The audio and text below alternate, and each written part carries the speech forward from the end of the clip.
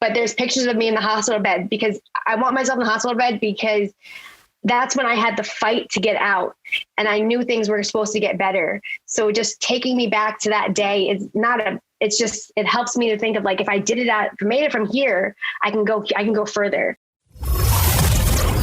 You're listening to Guards Down. This is Greg Washington.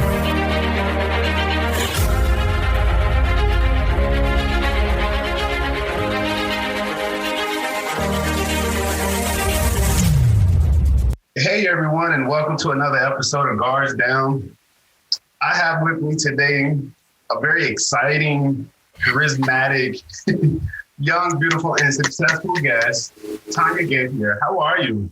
I'm doing so well. Thank you for having me. Super excited. It is. It's so exciting to have you on the show. The last time we talked, just like talking with you, all of this energy just came. It's like, man, so it's exciting to have you on and just to have a conversation with you.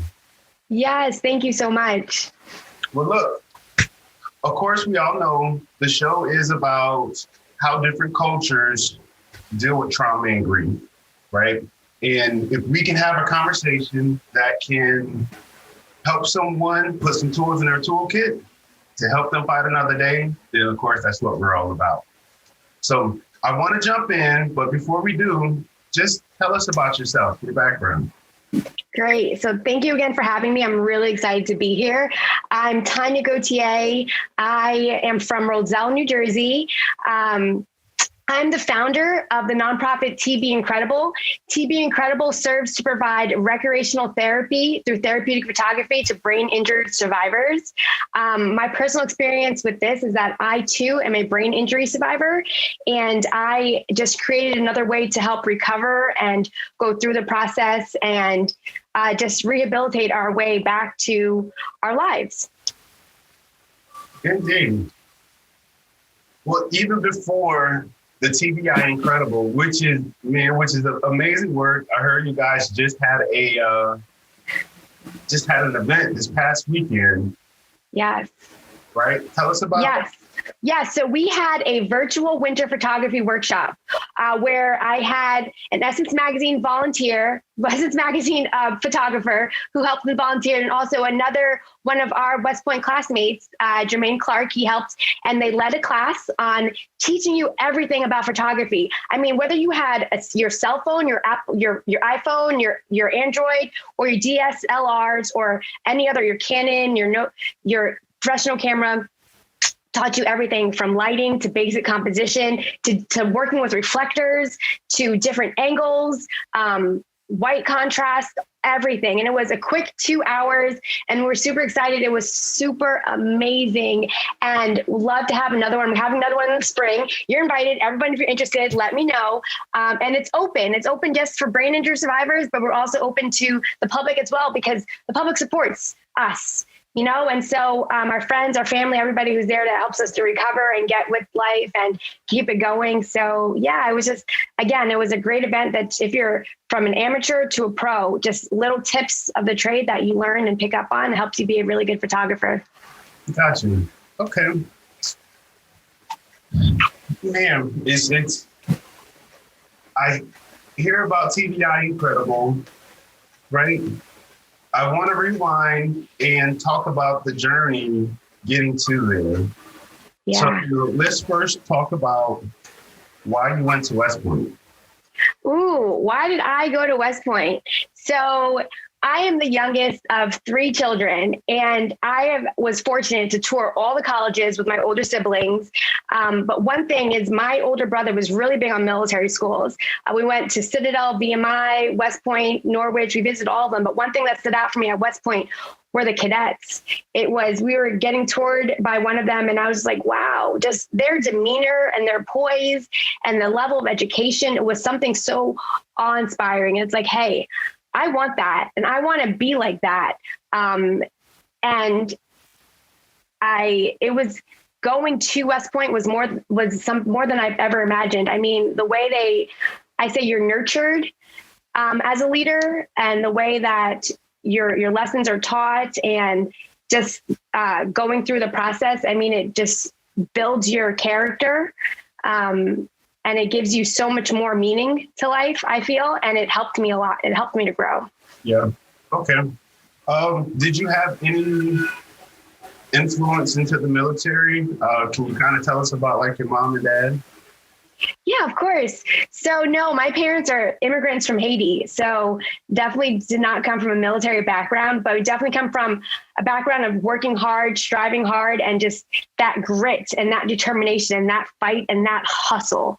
You know, my parents came to the country with nothing, and they fought to get all three kids through school, through college, and just watching my mother do that and watching her strength and her trial and just getting up early in the morning to working late at night to still being there for her family. It's something that I knew I wanted to replicate and what I can do. And so, yeah, they just instilled that hard work and dedication into us. Got you. And so what would be, tell us about your religious background from having parents from Haiti. Yeah, I feel that my faith has been something that's definitely been a strong pillar in my life. Dealing with, coming from before my injury to during to present day right now, my faith has definitely been a stronghold.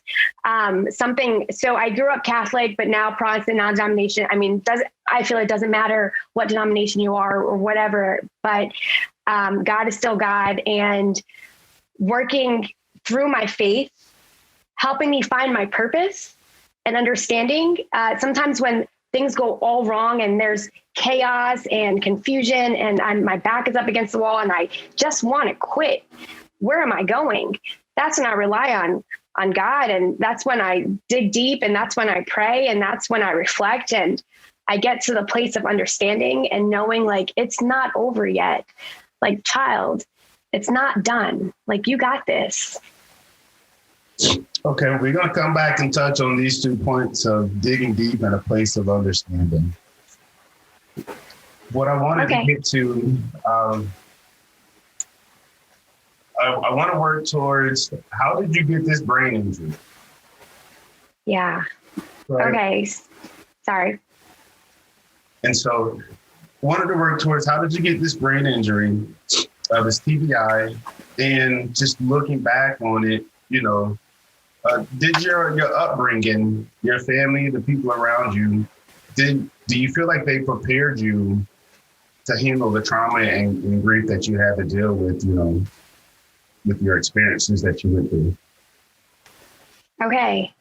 So 2 parts to the question, how did I get the TBI and how was I equipped to handling it? Sure. I want to start off, I guess, by first answering how did I get and that was when I was driving back. we were still in college, and I was driving back, and I was hit by another car. And I was meted back to the hospital, and when they didn't expect me to live, and it was a whole big process, and spent a long time in therapy. I was still recover. I still see therapists once a week. I'm 12 years after my accident, and I still go to therapy services. And that's one thing I promote, because brain injury it's lifelong, and it's ongoing, and you have to take care of yourself and continuing to take care of yourself. And so that's super important. So that's where my brain injury came from. Now, was I equipped to handle it? I say no. Was my family equipped to handle that? No. Was there resources out there? I say there's tips and there's advice, but brain injury, there's no rule book and blueprint of how to deal with a brain injury, because everybody is different and every brain trauma is different, and you go through a different process. And was it difficult? Yes. Is it still difficult? Yes. Is every day different? Yes. One thing that held us together, I just spoke about my faith, and that was the one pillar that helped us.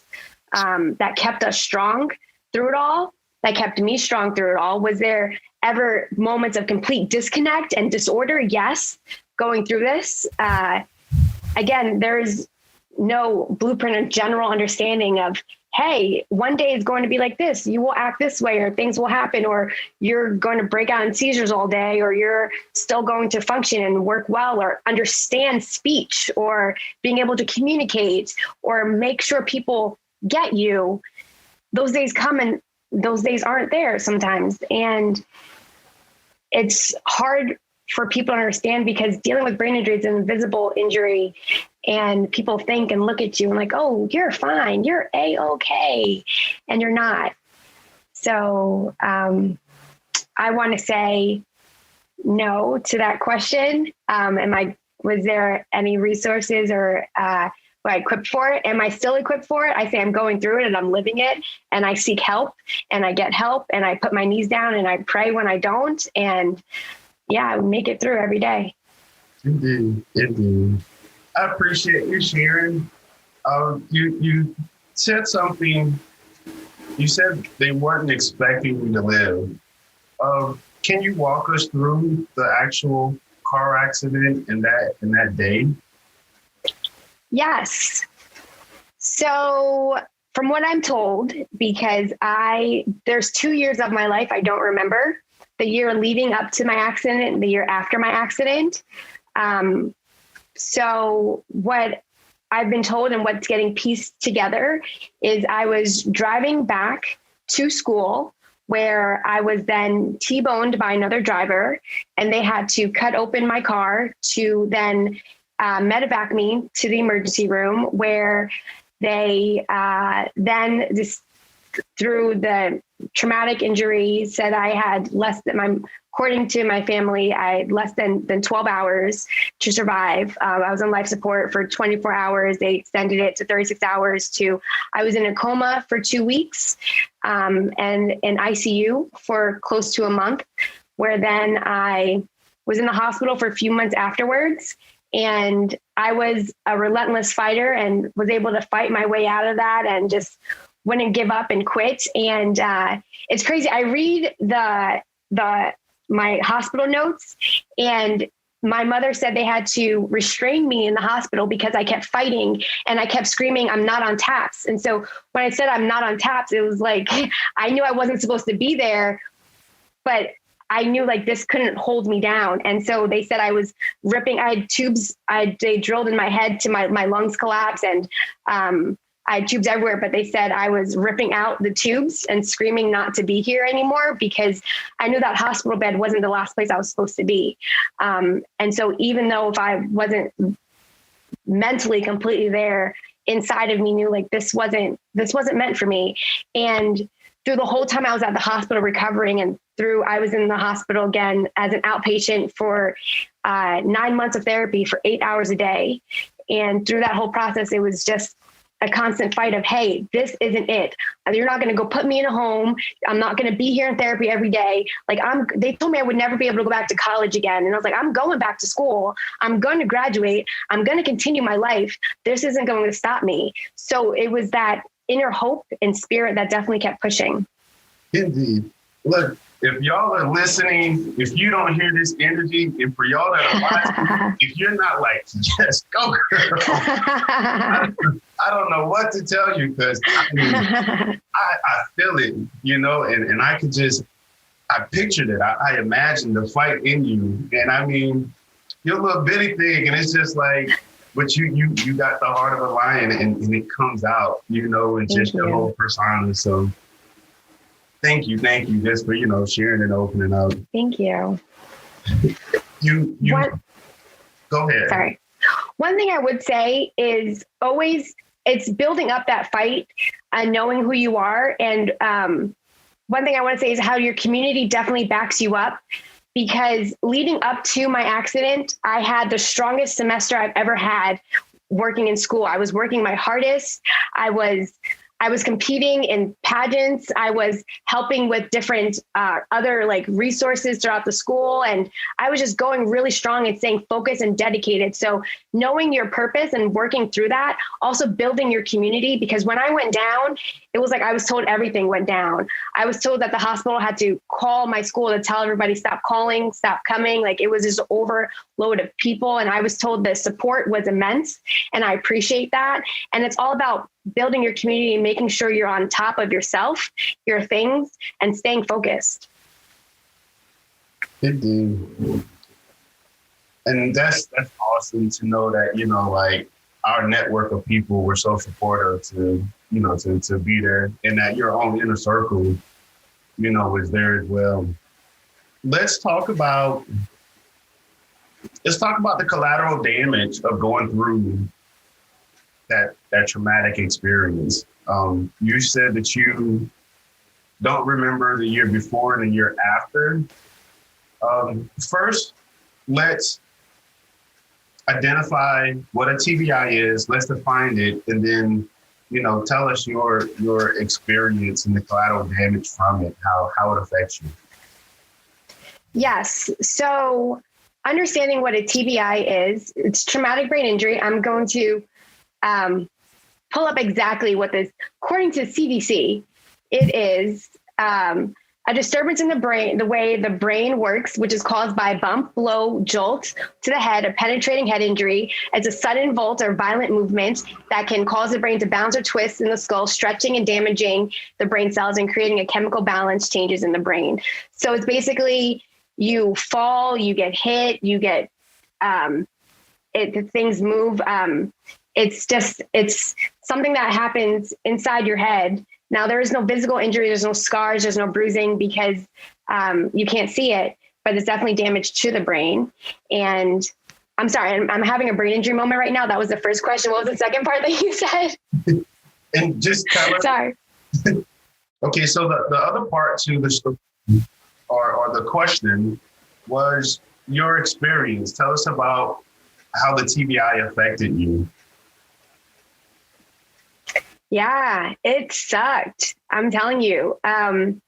So there I was. I fought for some reason, like I knew I had to get back to West Point. So when I was leaving the hospital and I was fighting that, I was telling the nurses, like, I'm a soldier and I can do this, and learning how to walk, talk, read, doing all of that again as I was in the hospital recovering, and having that inner core and that fight that's just like, yes, like, no, this is going to happen. This is going to happen. So I decided to go back to school. I was on a cane. I was less than 100 pounds. My uniform did not fit me. I was wearing Crocs as shoes because I couldn't really walk well. And it was just like, this is where I have to do. This is what I need to be. And so trying to then be this cadet, but then I'm also a daughter, a sister, a friend, trying to juggle all of these beings with not knowing who I really was yet, because none of this made sense to me. I just knew I was all of these people and the people around me and telling me I'm these people, but who am I? So I'm juggling these balls and nothing is sticking. So finally everything drops and you have to lay everything down to laser focus on one thing at a time. So if I'm going to school, this is all I can do. And this is as far as my bandwidth can take me, because this is too much. So relationships failed. Everything else had to be second, third, fourth, fifth, because there wasn't enough in me to actually really do each thing correctly or to do each thing, period. So I tried to go back to school, and that's when I failed. And I had to take a year off in recovery. And that was when I went to therapy for 8 hours a day. And focusing in on that is what I needed to focus in on, just recovering, not anything else. I was with my parents at the time, and unfortunately that ball couldn't really be like, I couldn't really pick up that ball yet either. So as your support system is trying to be there for you, but you're trying to focus in on something, it's just hard. It's hard for everybody until slowly things can start to come back. Can I say 12 years post my accident, am I juggling everything? I say yes. Am I doing it successfully? No. Sometimes the balls drop, and they do. And that's when you have to focus in on what's most important. And the people around you, you start to build a smaller circle, and they understand. They're really there to support you and understand, like, hey, this is a moment right now where I can't be involved. and part of your life. And it's fine. I mean, it totally sucks because you lose a lot of people in your life, but the people you lose, if they weren't really understanding about you, they weren't about you. They're not for you. Yeah. So that's part of, I would say you kind of unintentionally burn bridges. It's not like you mean to, but sometimes when you can't focus on things, it's just you're not able to do as much anymore. And sometimes you believe that you can, and you just want to tie on your cape and like go soar out and be like, yes, I can do this all. I'm doing it. I'm having a great day. Yeah. And your tomorrow is going to be a worse day than today. So you're setting yourself up for failures and trying to realize you're building your borders for yourself. And trying to understand that is every day is a trick. But yeah, am I running off on a tangent? I'm so sorry, but I hope you can understand what I was trying to say. I completely get what you're trying to say. Yeah. So it is something that is difficult to manage. So we talk about having bandwidth, right? Because you have this TBI, it's a brain injury. It's on the inside. It's nothing that's really visible, right? In most cases. But getting your noodle, all scrambled up, it does something to you. The memory losses, short-term, long-term, having to relearn things about yourself and having to relearn different ways to function and do everyday tasks that are different than how you used to, right? So I definitely get it. And when you talk about having bandwidth yourself, like knowing who you are and how much, you can actually have on your plate to be able to, to take on, that's key. And you're absolutely right when you talk about like relationships.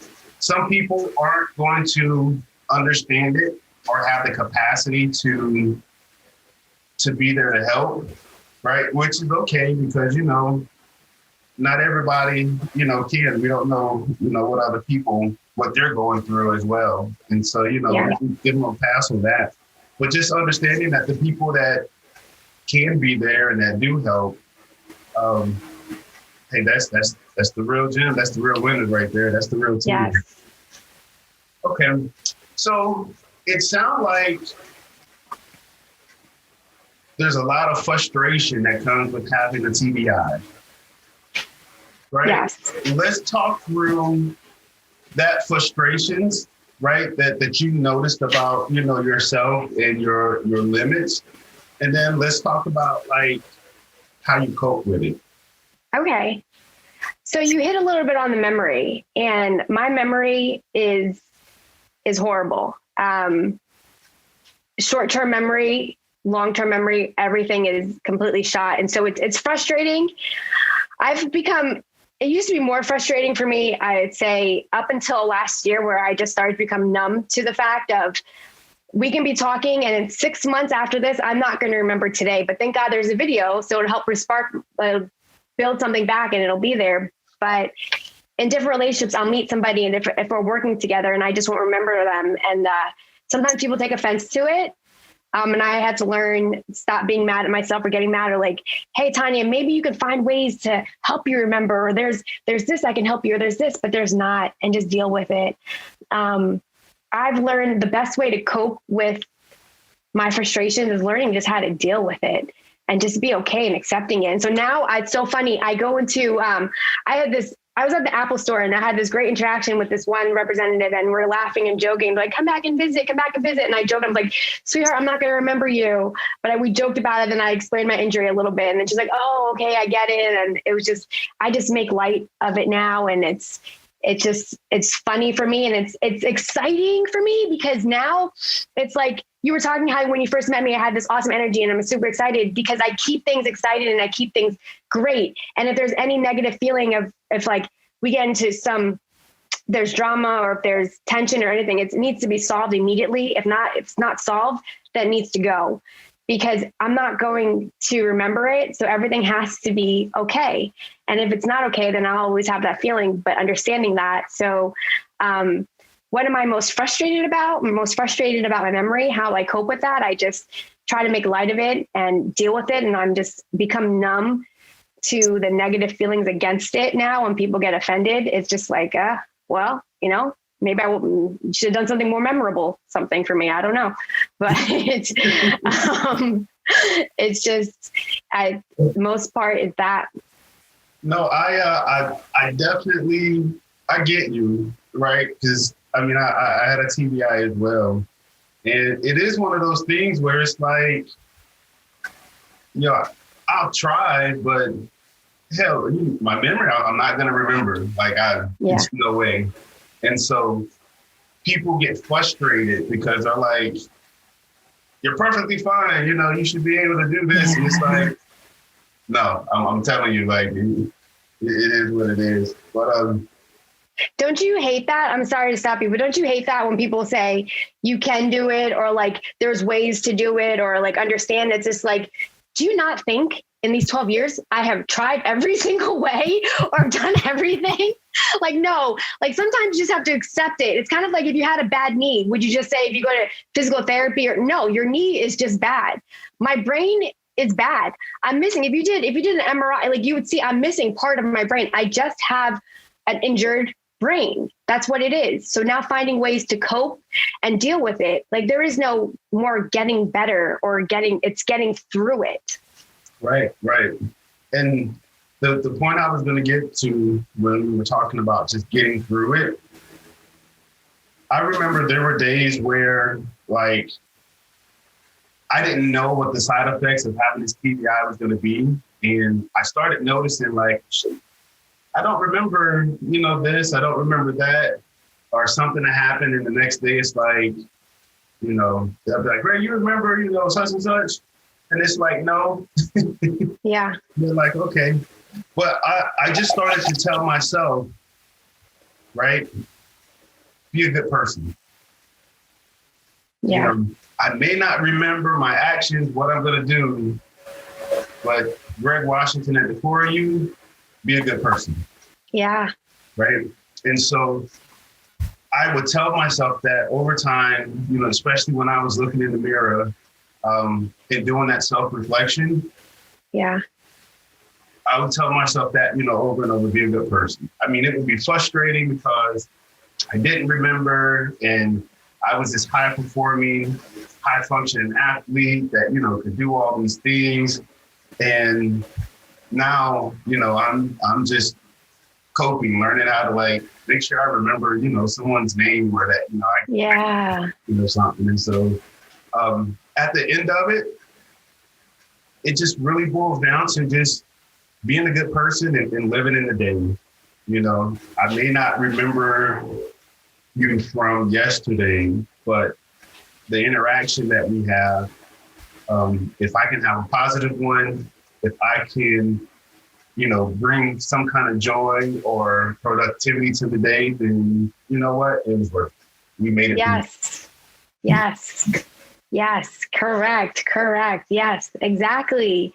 And that's all about, like, sometimes when you understand, when people are telling you the stories about yourself, and it's so great. And I hear these great stories. I'm like, that sounds like me. That sounds like something I would do, just because you're such a great person and you understand like your spirit would do something like that, you know? And so it's like, it helps you understand. And it also helps when you can decipher whether it's true or false. You know, it's like, it sounds like something like, hey, I would do that, or no, that doesn't sound like me, because I know my character, and you can't tell me something, a person that I'm not. And so repeating those actions and making sure you stay true to that one core value, which is, you know, like you said, being a good person. Yeah.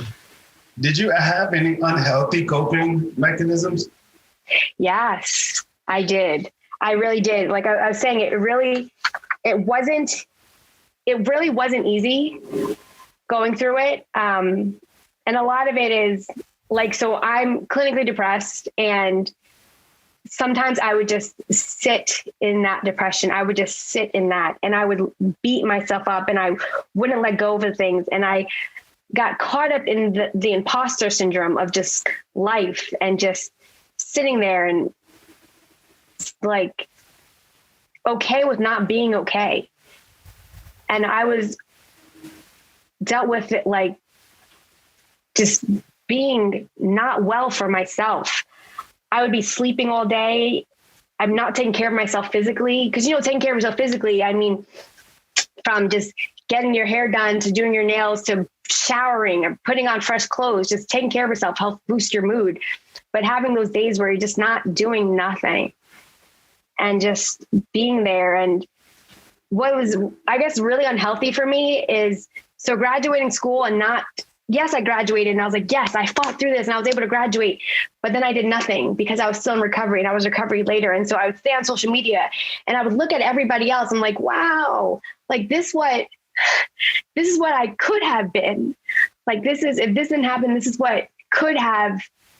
I'm just getting emotional because I'm thinking of like how I could have been better or would have been, and all these things rush through your head. And that's when you just sit in that. And so that was like super unhealthy for me, and just building this imposter syndrome of just a woman that I was not. So yeah, that was a bad time for me. Mm-hmm. And I appreciate you opening up like about your story and opening up emotionally. Yeah. It's beautiful. You're absolutely right when you talk about like sitting in that depression and what it does to you. One of the first things that goes is the self-care, just not knowing, not understanding, just not knowing what direction to go, and just feeling pity. That self-talk will really get to you. Yeah. And you believe it. Correct. Yeah. You believe it. And I tell people, and this is part of the reason why, I'm doing this, why we're doing this, is because I want people to understand that your mental health is just as important as your physical health. Indeed. Right? So the same way that you fight to push through on a run or a workout or, a sport or anything, is the same tenacity and willpower and grit and resilience that you have to have mentally.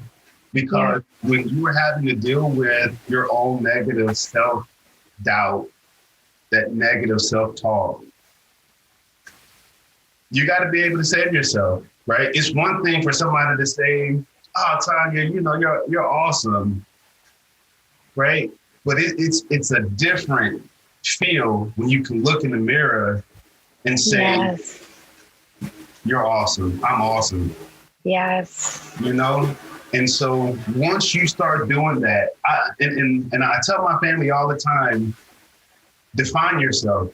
I am is the most powerful start to a phrase to being that person that you want to be. And so, man, when I heard you, start to kind of get emotional, like I understood what you meant, because we go to West Point, it took a lot to get there, you know what I mean? Like just in itself, and then to make it through, and then knowing that, okay, we're going off the lead soldiers, we're going into combat situations, we are willingly saying that, we're putting our lives on the line to help lead our country. And to have an experience such as you had, to not even be able to get that kind of start to your career, I understand. I completely understand. But then I think about, had you not gone through it, had you not grew through it, you wouldn't have TBI Incredible.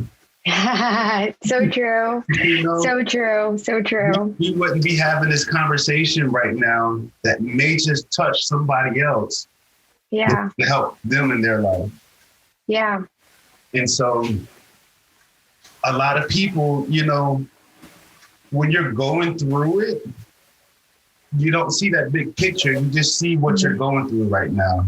Yes. And, you feel stuck, you feel frustrated, you feel hurt and angry all at the same time. Yeah. And, if I had hair, I'd pull it out. Right? But understanding that you just got to keep waking up. Right? Tomorrow's going to be a better day. And if it's not, hey, we're going to make that next day a better day. Yes. And eventually it's going to be to where you're going to wake up and you're going to be able to look back at this and say, I made it through it, or I made it through it. Yes. And so to go from a victim to a survivor to a hero, right, is incredible. Yeah. And you didn't even have to go to war to do that. I mean, just the fact that you fought to stay alive on that hospital bed. You fought to make it through West Point, which is one of the top 5 schools, and you made it through with a brain injury.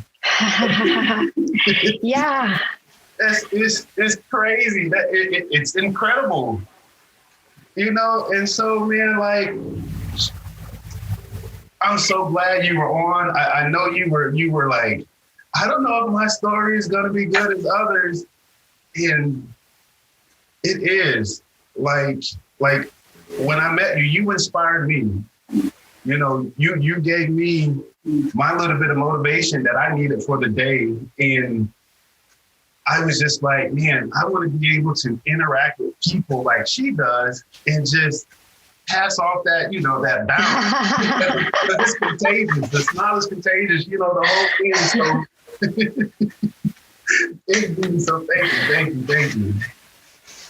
Thank you for sharing. Thank you for helping us bring awareness to this whole TBI piece, because it's much needed. Thank you. Thank you for having me. Thank you so much. This has been a really, I mean, again, I hope that my story was great and you're saying it was. And so that's great. It's all about keep going and never giving up. And it's just, you have to have that last bit of hope that makes you keep pushing, and it's there. It's really there. And you're right. It's like how far you come and where you're going and the successes, and counting all the small victories that leading up to that matters. It does. So thank you. Indeed. Well, look, there's a couple of ways that, ways that we can go with this. I really want to get to, right, your why. What keeps you going?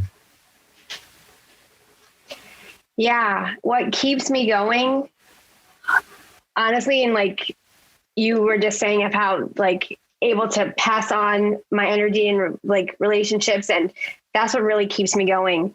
My faith. My power source is my faith, number one. And just the idea of it's not about me.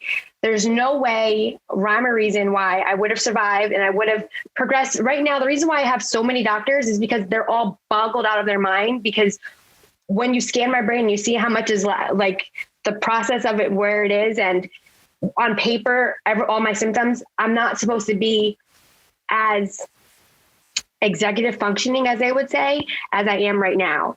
So there has to be a reason for this. And I need to make sure that every day I live intentionally.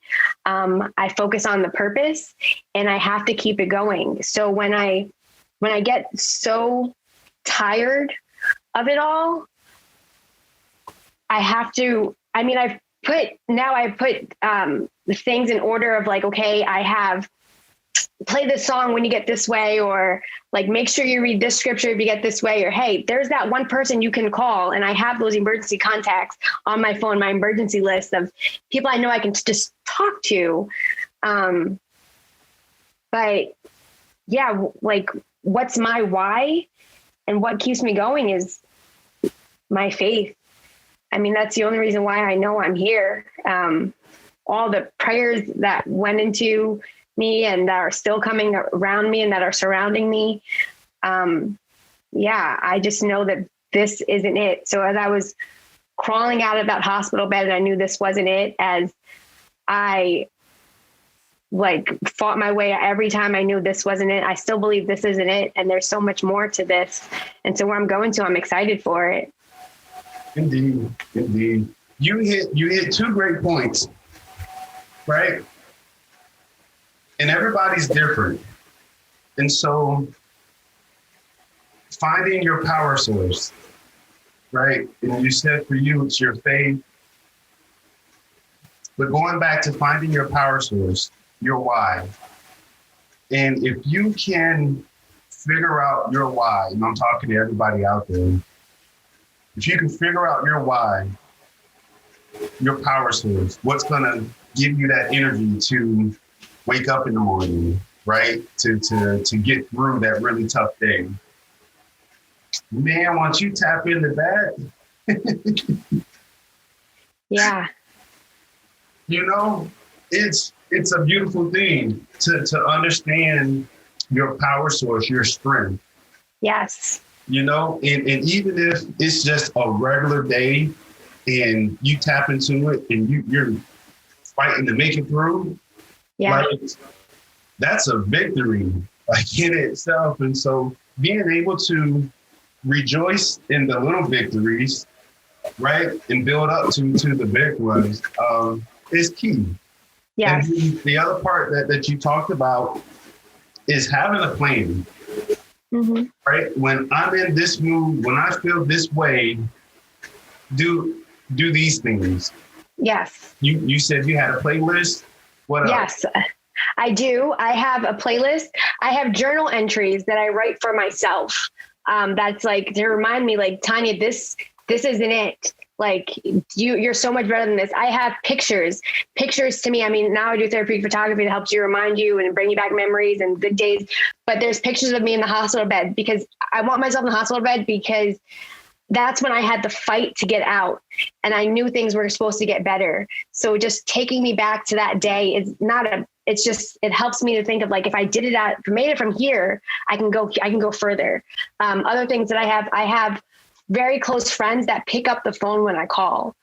And that's super important. And that's great to have that support system. So finding those people that no matter what are there in your corner. You can call them from 3:00 in the morning till interrupting their day at work. Even though it's their day at work, they'll still find some time to eventually get back with you and sit there to cope with you. And I mean, I personally speaking, just a story for myself, I had every day's not a good day.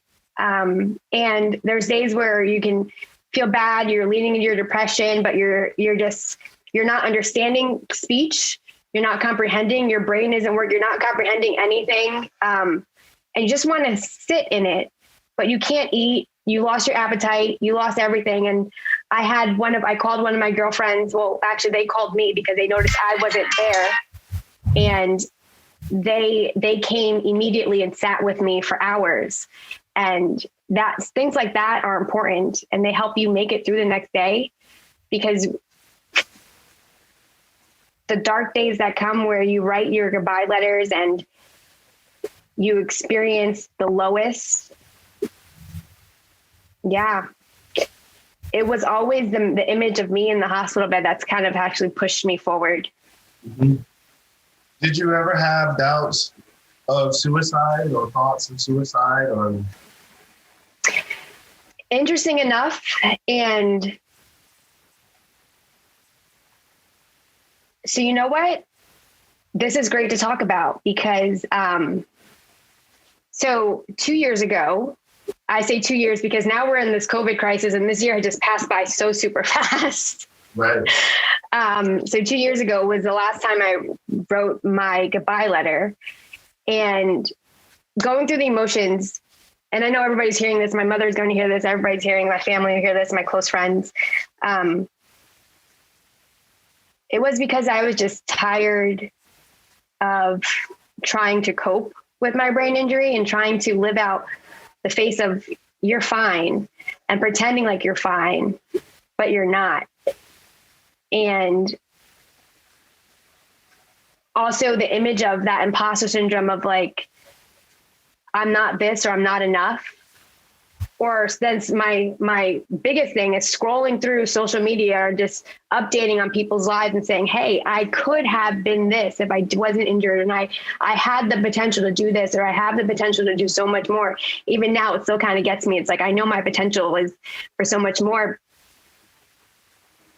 But so I went to sleep and I woke up again with prayer and understanding of, hey, talk about it. And now I talk about it a lot more, and I'm not afraid to talk about my handicaps, and I'm not afraid to this isn't going to happen because I don't understand.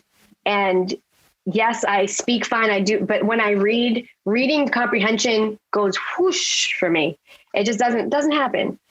And I'm not dumb or stupid. I just don't, it takes me longer to understand. And just talking about it more helps. Even though people are like, oh, you look great, or you get that. It's just like, okay, I need to take a step back because right now I can't talk to you, or I can't deal with you, or no, I can't go out because my brain needs to rest and I need a longer amount of time to rest, or I need this much time, or I need to budget for this, or just the simple things of functioning. So, taking you back to why I wrote my goodbye letters was because I was tired of living like that. But living like that is a sheer blessing, and it's my purpose, and it's okay. Telling myself it's okay. I think that was the biggest thing that helped me. Yeah. So you wrote a goodbye letter.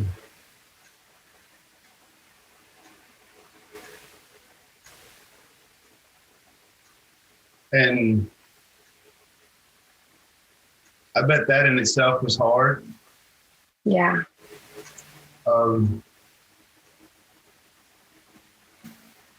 Talk us through that night. You're at your darkest hour. You're ready to just call it quits. What happened? Yeah, it was, so I didn't want, oh God, I didn't want anybody to blame themselves. So I had written several goodbye letters. Because I didn't want anybody to hold themselves as blame. And I didn't want anybody to think like they weren't trying with me. And to help them understand that it was me understanding my potential. But the fact of, so missing part of your brain, it takes twice as much energy to function as you call a normal person. So I tire out very easily. My comprehension is not that great. So it limits me from functioning or from doing things. And I had this wild idea of going back to graduate school, which was the worst struggle of my life, trying to do that and work. But that night, one by one, I wanted to thank everybody, but not hold them accountable. But I wasn't holding anything accountable for my reason. And I think that's what hit me was, I think writing the letters were kind of a little bit therapeutic for me because it wasn't really putting blame on anybody. But then I was like, well, maybe is it God? Is it your fault? Is it whose fault is this? Which is why I just cried myself to sleep. And then I woke up and realized that it'll still be okay if I'm not this person in my head that I believe I should be or can be, because I say like, Tanya, you're still pretty cool, like you still got this. But does that day ever come back? I'm not going to lie. does. There's some days that are just really difficult, and I'm there but not there, and I'm going through the motions of the day, but I know that day will be a wash because I won't remember a thing, because it's just like my comprehension for the day is just not there. And people expect you to be there, and those interactions, and you can't blame anybody for expecting the best out of you, but that's what hurts.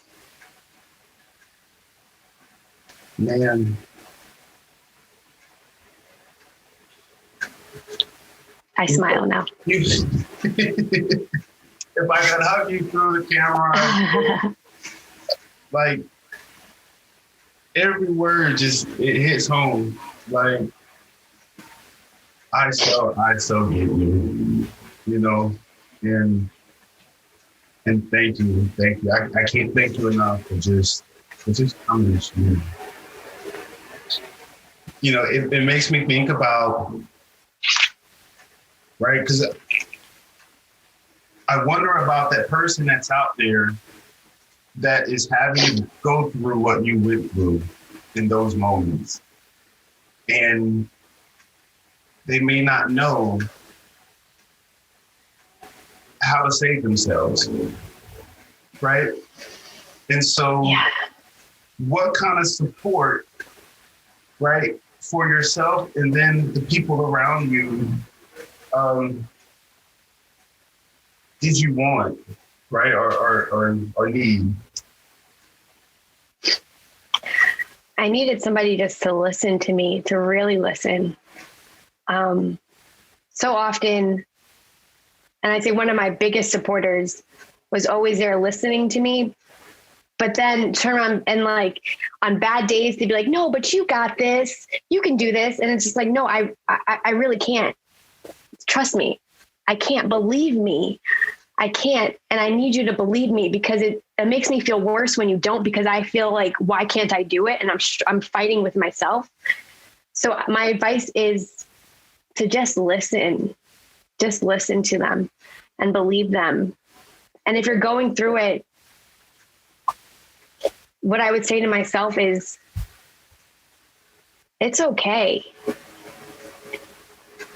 And what I was feeling was just, there's no getting around it, but it's okay. It is. It's okay to feel that way, but it's just, you'll get through it. It's just getting through it, and somebody will listen. You're listening to me, Greg. Thank you. Of course, I'm listening. I'm here. You definitely got an ear over here. So what kept you going when you wanted to give up? What kept me going was, again, knowing that this isn't about me. It's not about me. Journaling through it all, writing down stories and understanding, like, just that feeling of, also, I'm single and I don't have children, but I know, like, one day that this is one of my goals, and knowing, like, what legacy will I leave for my children, and what am I fighting for? So I know, like, I always want to leave a positive impression, and whatever is coming after me, or my story, what's shaping my story. And so that helps me not give up and helps me to keep going forward in the positive way, in the intentional way of making sure that my steps are careful, but right. Because it's so easy to sit in it and do something else. But yeah. Indeed. Man, I just got to take a moment, and just take it all in, because, like, it's real. Suicide is real.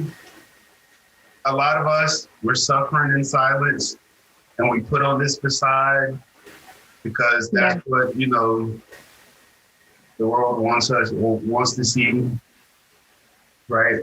And we're just hurting on the inside.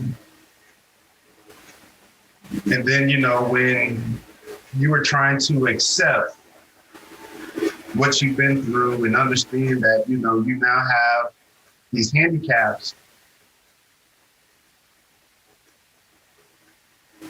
having a support system, or, like you talked about, where it's like you're just wanting someone to listen and not just say, oh, you got this, that's different, right? Because understanding your new limits, right, isn't necessarily crippling. It's just, okay, I got my new left and right limits on how I go about life. Exactly. And so I definitely get you when we talked about, or when you touched on that support part from other people and just wanted them to listen. Yeah. And when they don't listen and they don't get that, hey, what I expected, what I wanted, I know I can't be this now. It's okay, right? Just be there to help me figure out how to get around this, because, knowing Tanya, she gonna figure it out. So yeah. What I wanted to touch on is we talked about support, we talked about coping. We definitely touched on like some signs that when you're dealing with this TBI, with trauma. You grieve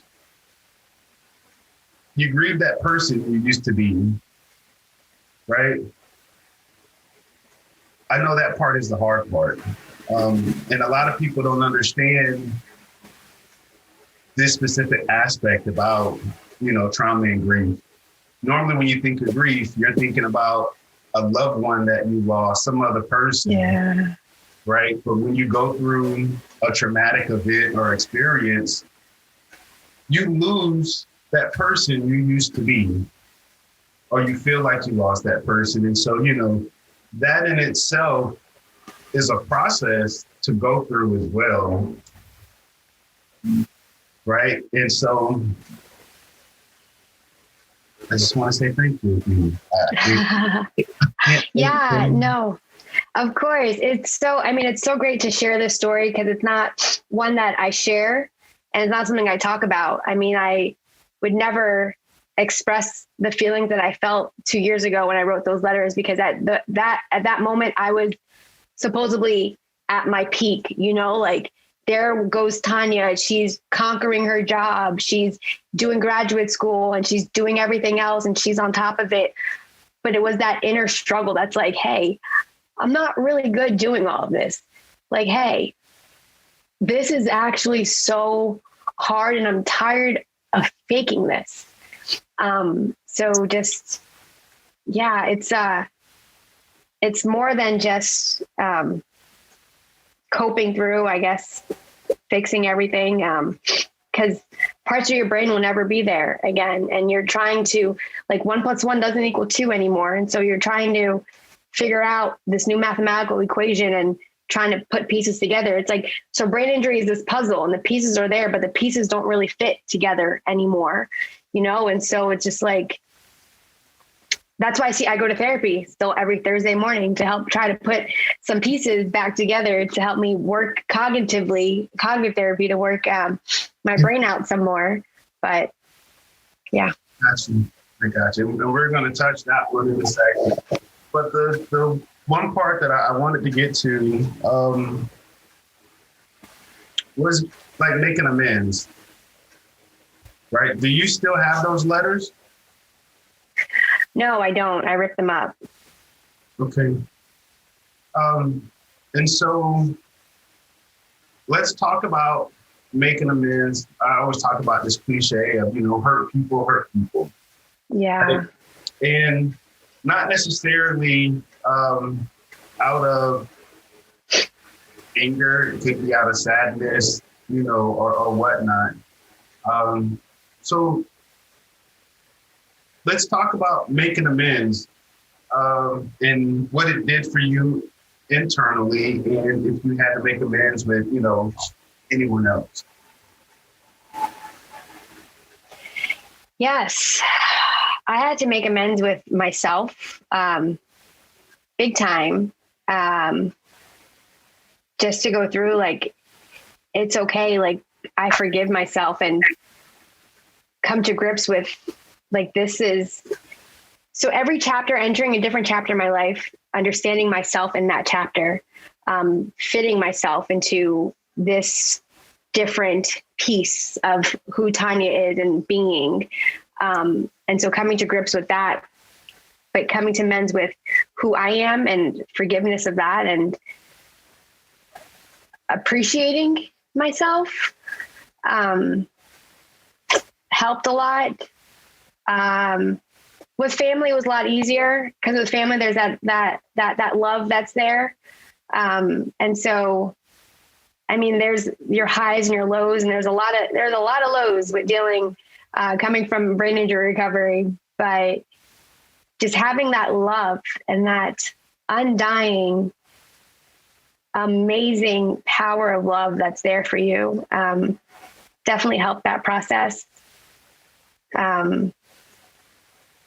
Seeking, I want to say the point where I was able to really be true to myself was when I did hit rock bottom and really pick myself up and like, hey, it's okay. Like it's okay to get through it. Yeah. So do you feel like a person has to wait till they're in like their darkest hour to make a change? So I pray nobody reaches that dark hour, because that dark hour is scary. I do. And so there are ways that you can make sure and protect yourself. Whether you are praying, you pray for that shield, that guard of armor. Whether you're doing it yourself, you make sure you have great ways to cope. You either you meditate or you breathe or you talk to somebody. You help express your feelings. It's okay to express your feelings, and that's really fine. Whether you talk to a therapist or a good person that can hear you, that listens to you and will help you process your feelings. You picking up good diets, you're journaling, whatever you do to help you cope to get there. But the darkest point, it's just a place that I hope you don't reach. And if you do reach, that you do start putting together a system now. Even if you're feeling well and you're super hyped up with energy and you're super excited, put together a system now that as you're starting to feel yourself get a little, or it's just a bad day, or this is, never let yourself reach the deepest part, the darkest part. So you can have your system, because everything needs a game plan. I mean, everything in life, there's a plan. There's a plan at work. There's a plan at school. There's a plan for going through to your doctor's appointments. There's always a plan. So make a plan for your life, and don't feel bad about doing that. Just be responsible and have a plan. Indeed. Okay, let's talk about therapy. When we get into it, with one of the things that I'm doing is cultural sensitive therapy, right? If your mental health professional looks like you and has been through a similar experience that you've been through, I strongly believe that the connection will be much deeper, which in turn will help make the treatment more effective. And so when it came to your counselors, your help, did the race, gender, and background play a part in how effective the treatment is? Interesting. So I wonder what difference would it have been if I ever had a Black counselor, but I never did. So I wasn't able to have one, but I do find if I was basing it on gender, I do find women counselors treated me better. And I do found if I based it on age, I found older women understood more had more empathy and just listened better than a younger therapist. I feel that younger therapists want to try to understand why you're feeling this way medically, and then try to build some reason and some theory behind it and try to help fix you. And no, there is no fixing. I just need you to listen and let's cope through this and help me process this. And I found that older women, for me, in my situation, helped me a lot more. Do I think it matters? Yes, I do think it matters. I think that connection means everything. Initial reactions, did I have to warm up to some therapists? Yes, I've had to warm up to some therapists because I've never had a Black therapist. So I'm curious if my initial reaction would have changed completely, and I probably would have let my guard down a little bit faster. But I do feel that opening up to your same gender, I think makes a difference for you. Got you. Okay. Well, look, we're getting ready to wrap up, and so I only got a couple more questions. This has been awesome. So, dun dun dun. Looking back, what advice would you give your younger self? Man, I would tell younger Tanya to write it down, take more pictures, take videos, because you're going to need these days. Like I said before, when I try to find out my why and like try to remember what's my good reminder, it's like the pictures of me that I had when I was in the hospital and going back, because that fight that I had was so strong. There's days where I wish I had that fight. And there's days where I wish I'm like, man, if I were the Tanya of me 10 years ago, maybe I would have been able to do this right now. It's like, where did that come from? Like that just umph and grit that I had, And so I would, just tell myself to keep going, and just be more proud of myself. I think I had low self-esteem, and I needed to be proud of myself. And I was doing a lot. So I would definitely tell myself to be proud of myself and document it all. Indeed. And so, okay, last question. Last one? No. Dun, dun, dun. Do you see your growth? Do I see my growth? Mm-hmm. Wow, you got me there. I do see my growth. Definitely I feel it, and I know it's crazy taking a step back. It's like, wow, you did that. You finished all of this. You were able to like hold a job and go to graduate school and start this nonprofit. And it's just like, wow, you juggled a little bit. And so I'm always afraid of juggling because I'm afraid when the balls drop, they crash and they crash hard. But do I see my growth? I do. And I'm happy with it. And I'm proud of good old Tanya. Like, good for you, but do I still have that, hey, I see my potential and my wish for so much? Yeah. Because after this call, when I get off, I'm done for the entire day. This is the much bandwidth that I have for the entire day. And that totally sucks because it's like, I wish I could just do more, but it's okay. And just going with it. So yeah, I love where I've come and I love where I'm going and I love what's expected to be. Indeed.